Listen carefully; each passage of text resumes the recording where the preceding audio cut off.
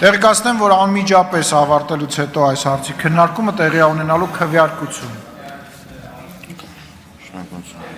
Հարգելի պարոն ազգային ժողովի նախագահ, հարգելի փոխնախարարներ,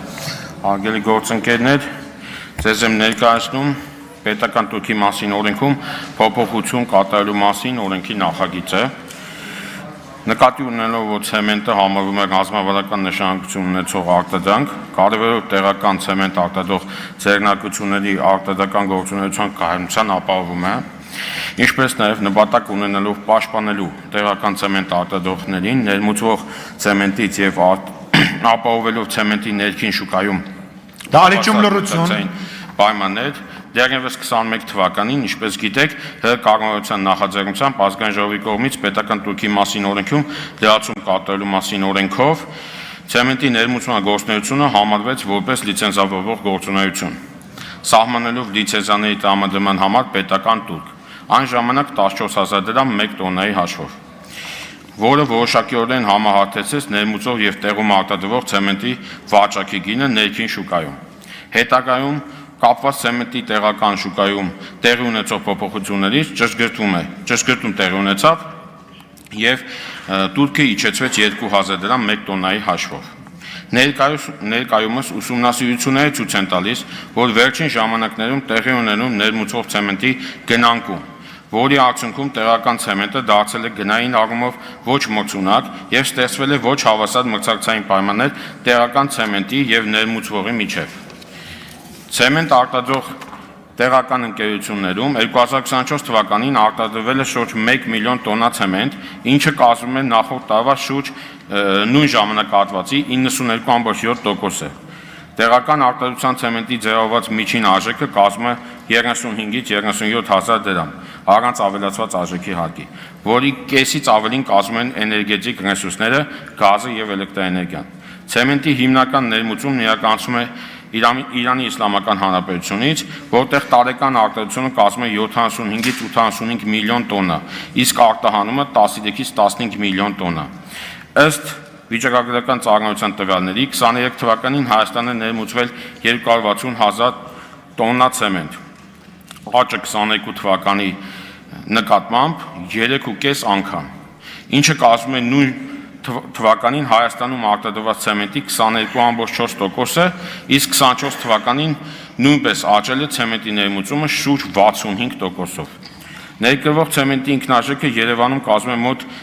27,500 դրամ։ Ներկրվող ցեմենտի ցածր գինը հիմնականում պայմանավորված է ցեմենտի արտադրության համար անհրաժեշտ գազի եւ էլեկտրաէներգիայի ցածր սակագնով տվյալ երկրներում, պետության կողմից ցեմենտի ներքին արտադրողներին արտադրության եւ կամ տեղափոխման ծախսերի պարբերական սուբսիդավորման վերոհիշյալ հանգամանքներից ելնելով ներմուծվող ցեմենտը տեղական արտադրողների համար մրցակցային լուրջ խնդիրներ է առաջ բերում տեղական շուկայում։ Ներմուծման նման պայմաններում ցեմենտ արտադրող տեղական ընկերությունները կարող են հայտնվել ծանր ֆինանսական վիճակում եւ կանգնել ընդհուպ մինչեւ արտադրական գործունեության դադարեցման վտանգի առաջ, ինչը կարող է հանգեցնել նաեւ ներմուծող ցեմենտի գների կտրուկ բարձրացման։ Բացի այդ, տեղական արտադրության բացակայության պայմաններում ցեմենտի տեղական շուկայի ամբողջական պահանջարկի բավարարումը ներմուծման միջոցով իրականացնելու դեպքում նույնպես կարող են առաջանալ խնդիրներ, կապված անհրաժեշտ ենթակառուցվածքների թողունակության հետ, հաշվի առնելով այն հանգամանքը, որ օրական 100-ից ավել մեքենա 15 տոննա տարողությամբ կավելանան մաքսակետերում եւ ճանապարհներին։ Միևնույն ժամանակ ցեմենտի տեղական արտադրության դադարեցման արդյունքում կարող է վերանալ արդյունաբերական այդ ճյուղը, իսկ Հայաստանի ցեմենտ օգտագործող ոլորտները ամբողջությամբ կախված լինեն ներմուծումից, ինչն իր հերթին կնվազեցնի ռազմավարական ապրանք համարվող ցեմենտի ապահովվածությունը, հանգեցնելով տեղական արտադրանքի փոխարինումը ներմուծելով, ինչը ներկայումս հակասում է կառավարության որդեգրած արդյունաբերական քաղաքականության սկզբունքներին։ Տեղական շուկայում մրցակցային հավասար պայմաններ ապահովելու նպատակով առաջարկում է ճշգրտում կատարել ցեմենտի ներմուծման գործունեության համար գրանցվող պետական տուրքը, ապահովելով տեղական արտադրողների համար հավասար մրցակցային դաշտ։ Միևնույն ժամանակ կարծում ենք, որ այդ սահմանափակումը պետք է լինի այնպիսին, որը արտադրողին չտա հանգստի ռեժիմ, հնարավորություն, այլ ստեղծի պայմաններ ինքնարժեքի իջեցման ուղղությամբ քայլեր ձեռնարկելու համար։ Հաշվի առնելով վերոգրյալը, սույն նախագծով առաջարկում է պետական տուրքի մասին օրենքի 19.6 հոդվածում արտաքին տնտեսական գործունեության ապրանքային անվանացանք դասակարգիչի 25-23 ծածկագրին դասվող ցեմենտի բաց թողում ներքին սպառման համար, վերամշակում մաքսային տարածքում և վերամշակում ներքին սպառման համար մաքսային ընթացակարգով յուրաքանչյուր մինչև 100 տոննայի ներմուծման լիցենզիա տրամադրելու համար պետական տուրքի չափը սահմանել բազային տուրքի 800 պատիկի չափով գործող 200 պատիկի փոխարեն։ Շնորհակալություն, խնդրում եմ հաստատել։ Շնորհակալություն, հարցերի համար հերթագրում։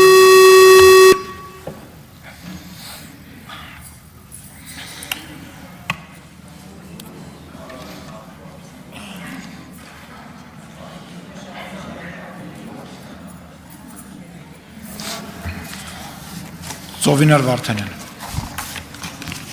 Շնորհակալություն։ Պարոն Զաքարյան, հարցս հետևյալն է, եթե մենք ցեմենտը համարում ենք ռազմավարական ապրանք եւ բնականաբար տեղական արտադրողը պաշտպանության կարիք ունի եւ այլն, ես ուզում եի հասկանալ, որովհետեւ ես ինձ հիշում եմ, մենք ամեն անգամ այս Տուրքի հարցով կարելի ասել մեխանիկական կառավարում ենք անում, որպեսզի տեղական արտադրողը հնարավորություն ունենա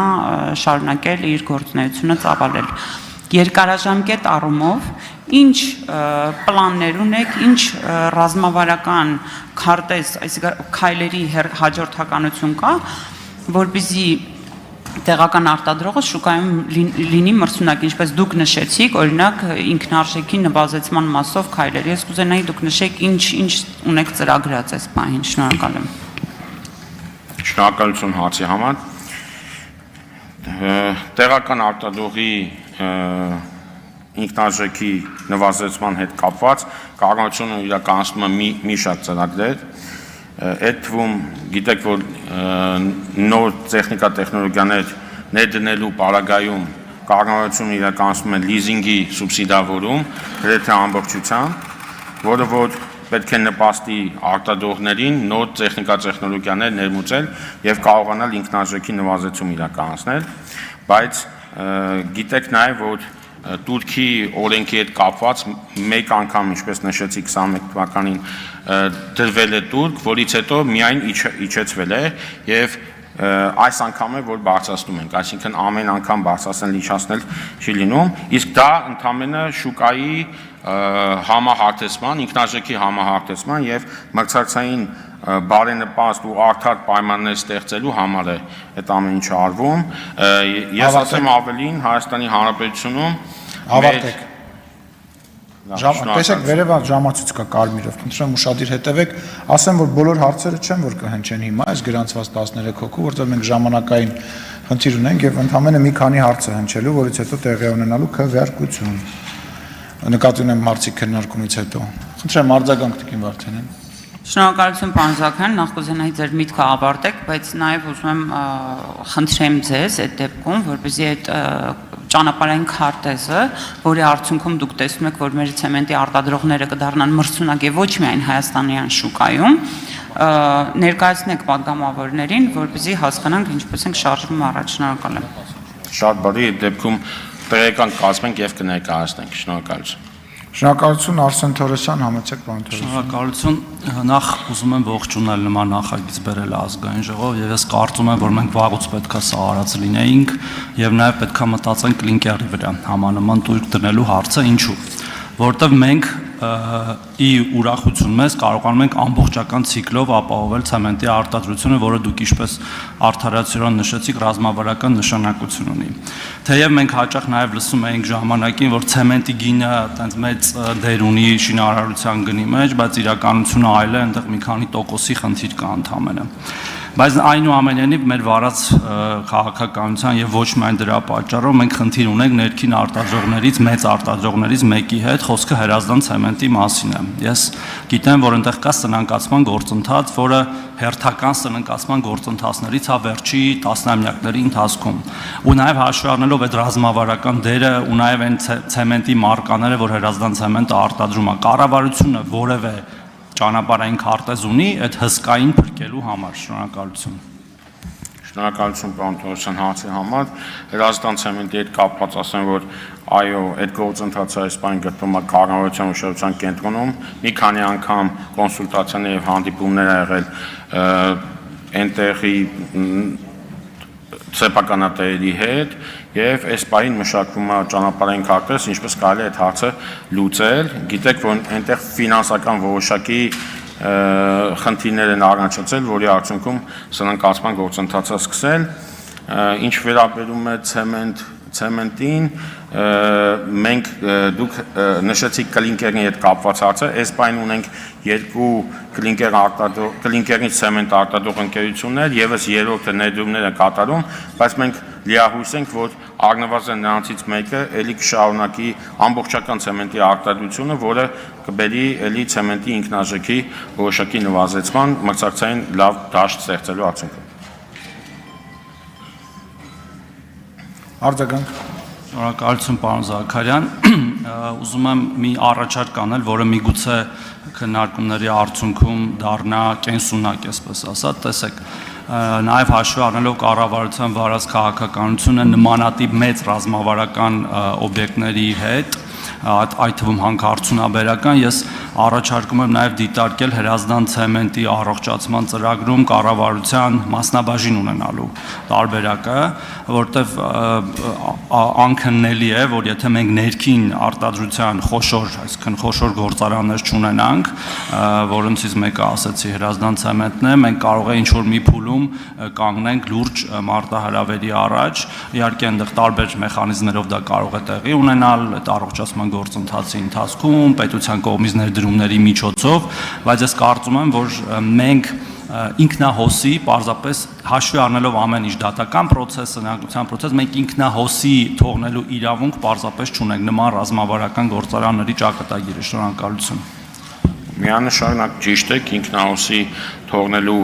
այս պահին խնդիր չկա, ինչ վերաբերում ձեր առաջարկին, կարծում եմ հետագա հանդիպումներում կդիտարկենք, եթե հնարավորության տարբերակներ կան, իհարկե նաև պետությունը կմասնակցի։ Շնորհակալություն, Արտուր Խաչատրյան։ Պարոն փոխնախարար, նախ այսօր եկսական նախաձեռնությամբ դուք երգում եք նախարարի այն փիլիսոփայությունը, որ ցանկացած պրոտեկցիոնիստական գործունեություն բերելու է հակազդեցության, կա առևտրի համաշխարհային կազմակերպություն եւ այլն եւ այլն։ Ամեն դեպքում հարցս երկու հարցն եմ։ 10-14,000 է եղել, հետո իջեցվել է 2,000-ի։ Խնդրում եմ հիմնավորեք, թե ինչու։ Եվ երկրորդը դարձյալ վերաբերվում է Հրազդանի ցեմենտի գործարանին, որովհետեւ բազմաթիվ աշխատողներ ինձ գրել եւ զանգարել են այս հարցով։ Ընկերությունը գտնվում է հարկադիր պարապորտի վիճակում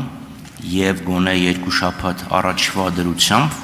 որ ինձ են տեղեկացրել, կային աշխատավարձի գծով պարտքեր։ Խնդրում եմ ասել, արդյոք այդ հարկադիր պարապորտը շարունակվում է եւ ինչ հաջողություն կա աշխատավարձի գծով պարտքերը վճարելու ուղղությամբ։ Շնորհակալություն։ Շնորհակալություն պարոն Խաչատրյան հարցի համար։ Քանի որ կարգավորումը ժամանակավոր է, կարծում եմ համաշխարհային առևտրային ընկերության ինքը ժամանակավոր լիցենզավորումը եւ տուրքը ժամանակավոր է 6 ամսով է, դա համար տենց խնդիր չենք ունենա։ Ինչ վերաբերում է Հրազդան ցեմենտին, ինքը քրեական գործի շրջանակներում է այս բանին ընթանում։ Շատ մանրամասներ ոչ տիրապետում եմ, ոչ կարող եմ բարձրաձայնել, բայց կարծում եմ դուք էլ գիտեք, որ ֆինանսական որոշակի խնդիրների արդյունք է, որ հիմա այդ վիճակում է, բայց կառավարությունը աշխատանքներ իրականացնում է, որպեսզի կարողանա առնվազն աշխատակիցների աշխատավարձի պակի հարցը լուծել։ Արձագանք։ Պարոն փոխնախարար, իհարկե ամեն ինչ ժամանակավոր է, կյանքն է ժամանակավոր։ Ես հիշեցնեմ, որ 2021 թվականին կառավարությունը օրինակ էմբարգո էր հայտարարել թուրքական ցակման ապրանքների վրա եւ դա ունեցել է Հայաստանի տնտեսության վրա շատ մեծ դրական ազդեցություն։ Այդ համար էլ 6 ամսով էլի երկարաձգել են։ Ինչի հանեցին, այդ դա արդեն քաղաքական խնդիր է։ Բայց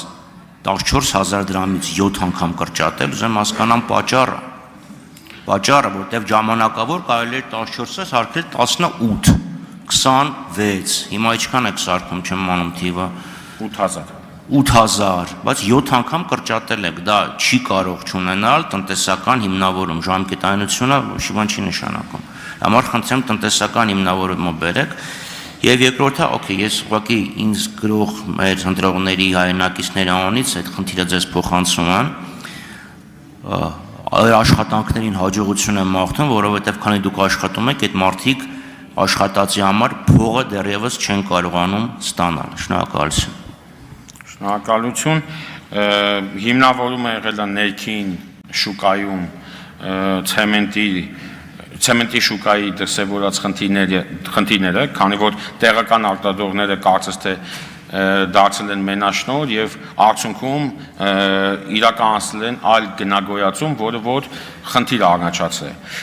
Ես այդքանով եմ տեղակայել տեղից ու դրանից հետո իջացվել է, որպեսզի ելի կարգավորվի։ Այսինքն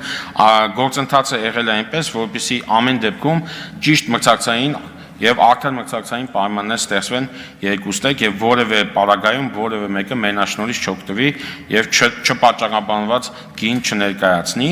Ինչ վերաբերում է ցեմենտի հրազդան ցեմենտին, շնորհակալություն անակնկալության համար, մենք նույնպես աշխատում ենք այդ ուղղությամբ եւ հաջողության լինելու դեպքում անպայման կտեղեկացնենք։ Սիսակ Գաբրելյան։ Շնորհակալ եմ, պարոն փոխնախարար, փորձեմ արագ ձևակերպել հարցերս։ Դուք գործընկերուհուս հարցինի պատասխան ասցիք ունեն կառավարության մի շարք ծրագրեր, այդ 30%-ի վերադարձ, եթե ներդրում են անում, կուզենայի իմանալ, այս ընթացքում եղել է գետ մեկ ընկերություն, որ օգտվել է եւ օրինակ իր այդ ենթակառուցվածքը զարգացրել է եւ օգտվել է, ով որ ընկերությունն է եղել, ու որ ասում ենք տեղական արտադրողներ, ուզում եմ հասկանամ այդ հոգնակի է, թե եզակի է, քանի ընկերություն կա, որ արտադրում է, ու ունենք հաշվարկ, օրինակ հիմա որ 8000 դրամ ենք դնում, ինչքան է նստում ինքնարժեքը այդ ընկերությունների վրա, ինչքան են իրանք վաճառում, շահույթը ինչքան է եւ սրանով ինչքան ազդեցություն կունենա։ Շնորհակալություն։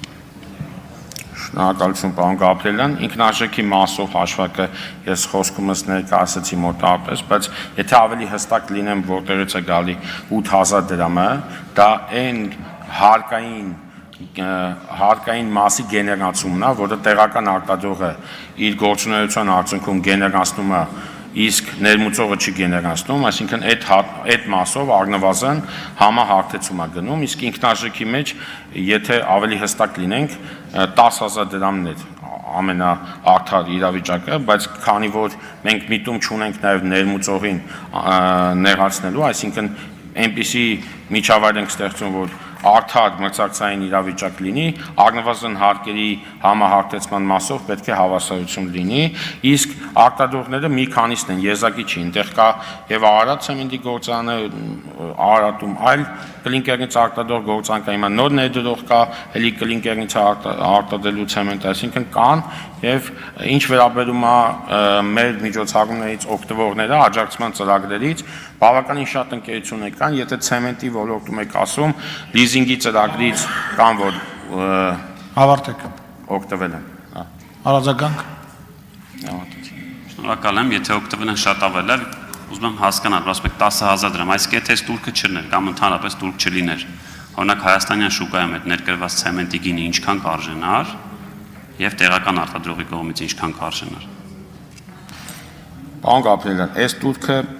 մենք դնելով չենք ենթադրում ցեմենտի գնի ավելացում։ Մենք ենթադրում ենք, որ այն լրացուցիչ գեշաուտը, որը իրականանում է, առաջանում է ներմուծող ցեմենտից, պետք է ուղղակի այդ գեշաուտը փակվի եւ հնարավորինս արդար մրցակցային պայմաններ ստեղծվի արտադրողի եւ ներմուծողի մեջ, որտեղ դուք լավ գիտեք, որ այնտեղից որտեղից ներմուծում են տարբեր երկրներից, այնտեղ կան օրինակ, եթե խոսում ենք կոնկրետ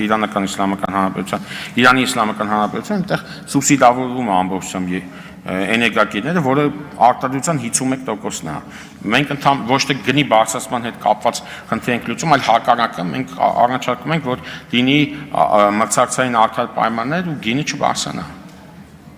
Շնորհակալություն, հարցերը ավարտվեցին։ Զբաղեցրեք ձեր տեղը, հարակի ձեռքությամբ հանդես կգա տնտեսական հարցերի մշտական հանձնաժողովի անդամ Հայկ Ծիրունյանը։